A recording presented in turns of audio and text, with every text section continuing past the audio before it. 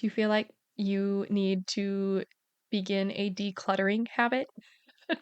This is a really big one for so many of us is that we have so much stuff in our homes and we need to declutter. And rather than making it this big giant task, we want to add something that is so incredibly simple to our lives that makes decluttering so much easier and becomes more of a habit rather than this big daunting task. And that's what I want to share with you today, the number one thing you need to create that decluttering habit.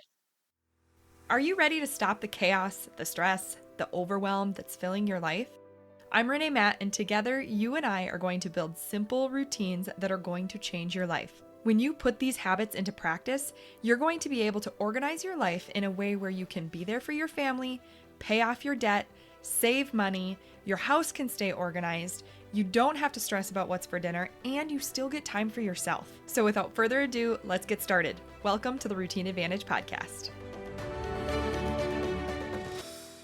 So many of us just accumulate so much stuff in our homes, and this is something that can be so easily solvable.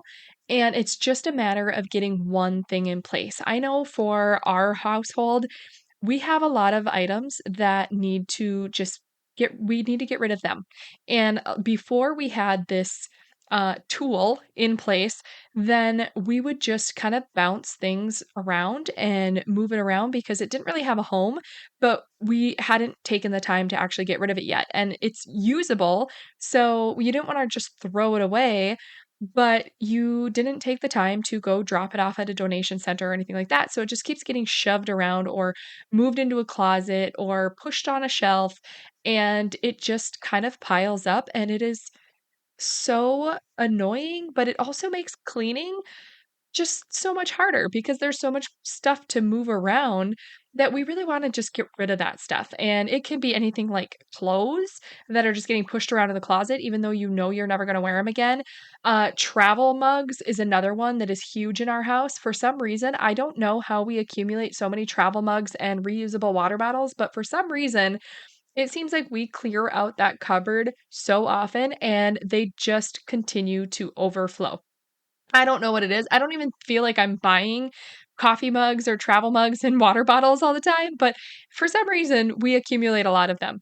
So that is something that might be happening in your house too. And the number one thing that has helped us that I think every household needs is a donation box. And this sounds so incredibly simple. And you're like, you didn't need to do an entire episode just on this, but I think I did because it is that important. So we have our donation box down in our basement behind our washing machine because our washing machine, we have a very weird basement. It's a very old house. We have a very weird basement. So our washing machine actually sits kind of like in the center of the basement. It's kind of an odd spot, but there's like a big open area behind the washer, and then we've got, the furnace and everything down there. So there's this kind of like tucked away area that isn't really used. And so we just have a big box, and when we get a big box from Amazon or something, we just put it there, and then when we get rid of it, we just replace the box. It's not a big deal. But you can use any big box that you have available. You could also use a bag. Basically, you just want some sort of designated area, and I think a big cardboard box works really well for this. But what you want is you want it to be accessible, but out of the way. So you want to know that it's not like staring you in the face where you're tripping over it all the time, or it's going to frustrate you that you have it there. So you want it to be out of the way, but you also want it to be very accessible that you can get to it at all times and you can just grab it when you need to and go and get it to the donation center, but it's there to accumulate whatever you need it to accumulate in the meantime. The second thing you want to make sure of is that your entire family knows about this box. So when I set it up in our basement the first time, I made sure that my husband knew about it and told him that at any point, if there is something you come across that you don't want anymore or you just want to get rid of, and rather than shoving it to the side, let's put it in the box And then when it gets full or when we have a scheduled time to drop it off, we can just drop off whatever's in that box. And it has been so great because he just will randomly go through his closet and get rid of some things. Like he's really good about that. So he does that. And all of a sudden he's got like a big pile of clothes that he needs to get rid of. And he just goes and puts them in the donation box because he knows exactly where it is. And your family can do the same. The third thing that you would want this for is that when you are cleaning in general, like you don't have to be going through your entire closet, but when you're cleaning or just kind of picking things up, or you see something that's like, I don't really think we need this anymore, or I know we're never going to use this anymore. It could be in your closet, it could be on a bookshelf, it could be, even if it's like blankets or shoes or things like that, anything you come across that it's like, we are not going to use this anymore, we need to get rid of it, and somebody else could use this and benefit from this, throw it in the donation box because it can help somebody else when you donate it and somebody else can purchase it, or depending on where you're donating it, maybe you actually give those things to some sort of organization. Um, the other thing that is useful for is if you're actually decluttering a space intentionally, where it's not just, randomly picking something up or sorting through your closet and you come across a shirt that you're never going to wear again, but maybe it's actually taking some time to declutter an entire cupboard or closet or something like that. Then you have a designated donation box where when you are clearing something out to intentionally declutter it, you know exactly where those items can go because you already have that designated spot. And then the fourth thing to make this really, really intentional and beneficial is to make sure you are scheduling drop offs. Now, this can be monthly, it could be quarterly, it could even be like every 6 months. It just kind of depends on how quickly you think that this box will fill up. But putting it on your calendar, like when you set the box wherever you're putting it, also put on your calendar a recurring time commitment to get this donation box dropped off. I know for us, we actually drive by the donation center as we're on our way to the gym. Like they're kind of right next to each other. So it works out really well that when it comes time to drop it off, we know that we can just pull up and get rid of it and then continue on to the gym. So it just takes a couple extra minutes to pull in there and get it dropped off and then go. And if you have something similar, or if you have to actually create a time commitment to do that, then it's already on your calendar and it's not just going to get pushed off. And all of a sudden, this donation box fills up and then it's been sitting there for 2 years because that's not helpful either. So just plug it into your calendar. If you need to, reschedule it at some point, that's totally fine, but then you're not going to forget about it. And it's also not going to be just sitting in the trunk of your car and bouncing around for months on end.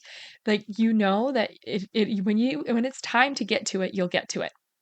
So I think that is what is super helpful when it comes to creating this consistent decluttering habit, is knowing that you have a space for all of these items to go so that you can declutter and not have to worry about trying to get rid of something in the future and remembering that you need to get rid of it. You can just go and grab it and throw it in the box and be done with it. And you will find that the more you do this, you will start to put more and more in this box, and your home will just gradually become more and more clutter free, which is amazing. Like, it's such a good result. And then this can be that consistent decluttering habit that you start to build for not only you, but also your family. Because when your kids are coming through and they know that they don't want a toy anymore, they can just toss it in the bin because they know they're not going to play with it anymore.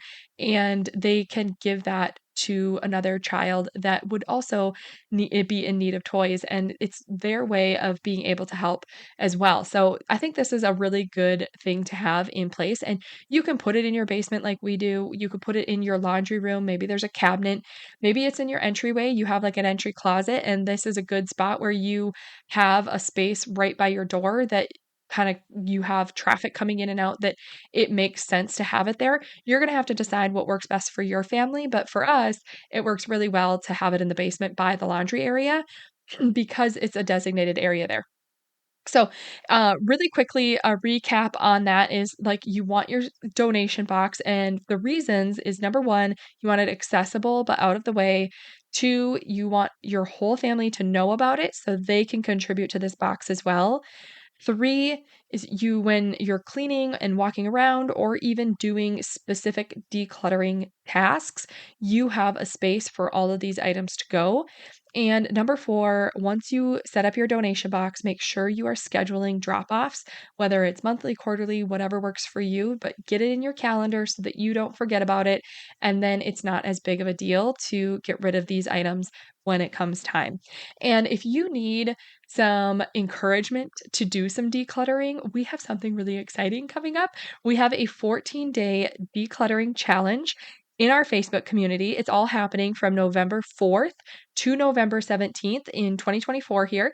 And we have a tracker that is going along with it that you can join the group. And then all the information is there in the pinned post at the top of the group. We'll have, I can't remember at this point of the recording if it will be posted yet, but if it's not there yet, it will be posted and pinned at the top of the group for you.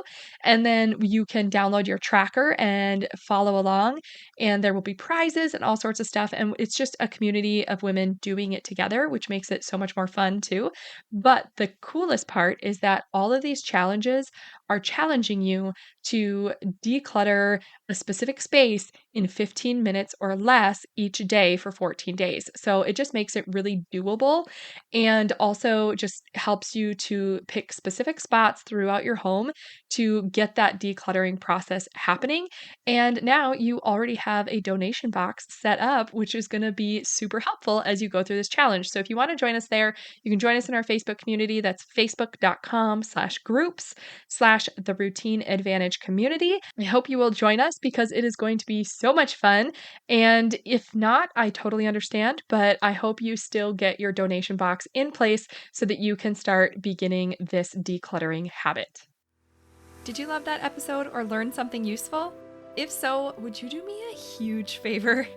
My goal is to grow this podcast and help as many women as I can break free from the overwhelm so they can truly enjoy their life. The best way for me to do this is for you to leave a 5-star written review on your podcast app and to share this episode with a friend or in your Instagram stories. I appreciate you being here. I hope you have a wonderful day, and I will see you on the next episode. Take care.